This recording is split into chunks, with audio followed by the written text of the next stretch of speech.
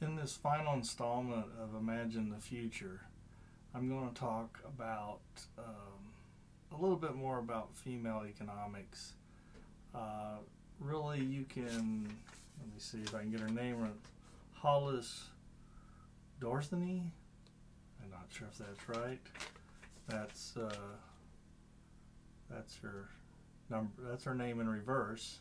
You can find her on YouTube, and I had invented female economics for a series of scripts I was working on, movie scripts, and I thought it was a fantasy of mine. Didn't know if it would work or not, and I was surprised to find that in Austria during the Great Depression that female economics were put into practice, and the economy bloomed in this little town called Wargel. I think that's right. Anyway, she wrote a script about it. You can find her on YouTube. I'll try to put that information under this video. She did a Black Rock City TEDx talk, and really surprised me that my little fantasy was actually put into practice, and she told me about things I never thought of to make it work.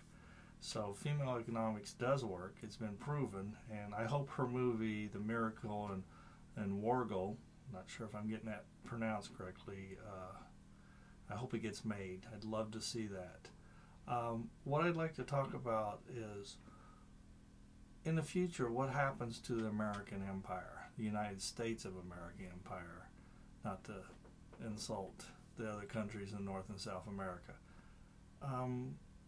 I have proposed that the American Empire expands to the moon, Mars, and asteroids, and recently was by one commenter on another YouTube channel was given quite a dish full of hate speech by one individual.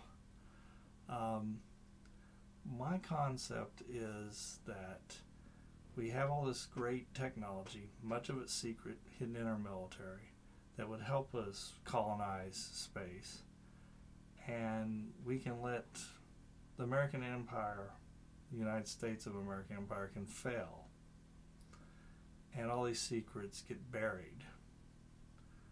Or we can expand, and much of the wrongs we've done on planet Earth as United States of America and as a collective whole could be corrected. Much of the land could be given back to the native people it's been stolen from.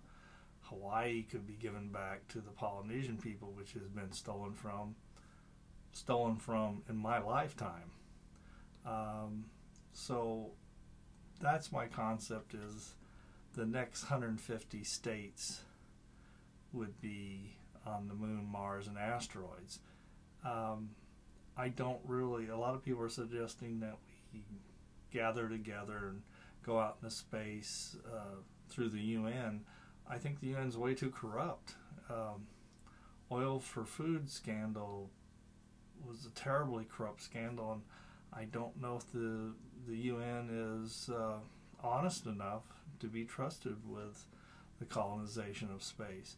But even if America went out there and settled these planets, doesn't mean there's not room for the other countries, China,